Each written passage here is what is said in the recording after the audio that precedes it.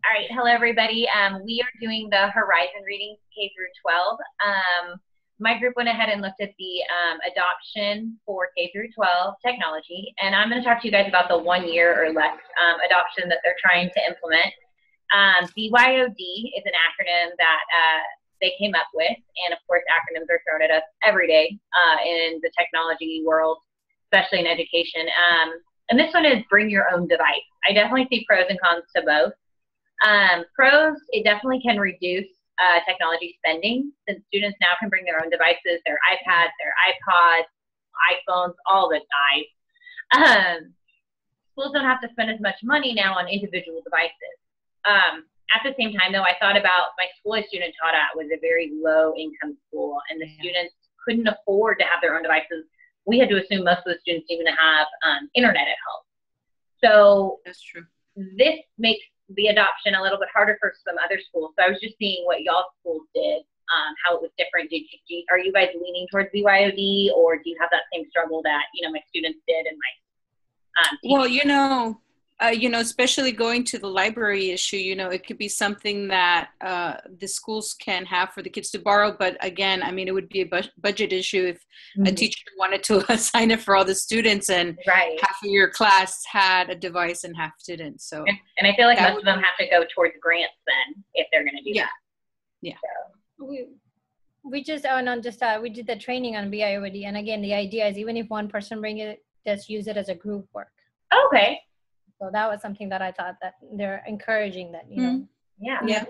do more. Kind of like what we're doing now. Instead of having our own device, we can kind of get together and do it out of one. Right. Okay, the next topic is for me for adoption for 2 to 3 years.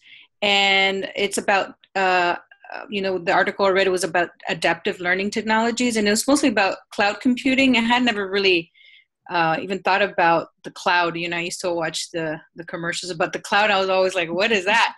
But now I'm like, oh, okay. Now, and then, and the article was talking about how some school use the Google apps and,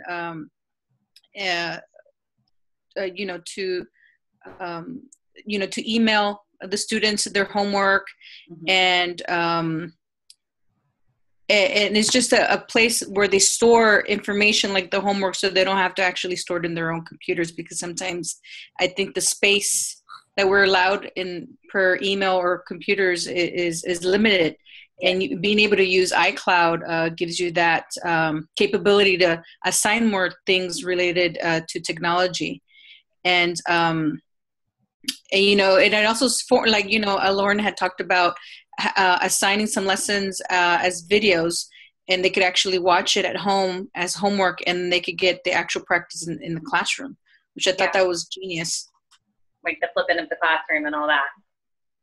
And so I wanted to ask you guys, what do you think about, what other options do you think we could use iCloud for as like for homework? Oh, I've seen my son. I mean, nowadays there is a lot of interactive where she says flipped classrooms already exist depending on the teachers, the ones who are really stepping ahead of the game. And they're doing for assessments at home. They're doing for quiz at home. The quick feed many times is like a discussion that before they come to class, they're already the topic or the prior knowledge has been done. So your time of 43 minutes or 45 minutes, 10 minutes is really based on what she needs to reteach or, kind of assess instead of teaching the content. So it's time it really takes a lot away. They can do a little research before coming. So I mean, the communication is very up to point and, it's very continuous. Is on adoption of 4 to 5 years. Well, when after reading this part of it, I'm very excited. I think this would be an awesome thing to have where, first of all, kids losing things here and there will have our difficulties. But the idea, that's what it's right now, the kids are thriving from on the instant feedback. So these, badges and stuff. When I was reading, it was relating to Boy Scouts because it did mention, and my son is in Boy Scouts. So when he does a merit badge, there's a requirement. There's a list of things you have to do. Right. And if you don't do a certain thing, until you complete that, you are not earning a badge. And that gives him that gratitude, that good completion feeling, and he feels proud of it. It's a great motivation. So for me, it's definitely will be and will be evidence of learning, that you see kids that they're learning, they're putting in time into, they will encourage, it would motivate them to be a lot more competitive, no doubt. Then also it will be a good track for their own to look at, they can see their own growth, and the teacher can also monitor their growth and data. The question that that we should think about is, how do you implement in classroom? And again, I would see it as even compacting. For example, if there's a lesson that I want to do, I can, and then there's a badge or completion or certificate at the end of it, even just my own lesson, just to get them the idea of what badges is, to introduce them. And if they already did 5, 10 of them before I taught them, that means I don't need to teach them. This child already knows, or this student already knows, that maybe I just need to work on a particular concept, or really keying in. So it's an excellent thing. It would be a beneficial to teachers and students in the future. Yes, I'm excited for that to kind of come up, and that competitiveness to come up too within students, to kind of drive them to want to learn more.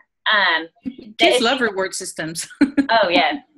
The ISTE standards that we felt this went over. So the BYOD we said was for administrators 3D. Adaptive learning technologies was ISTE for teachers 3A. And then the badges and microcredit were ISTE for students 2A. So that's kind of what we went over. So thank you for sharing with us.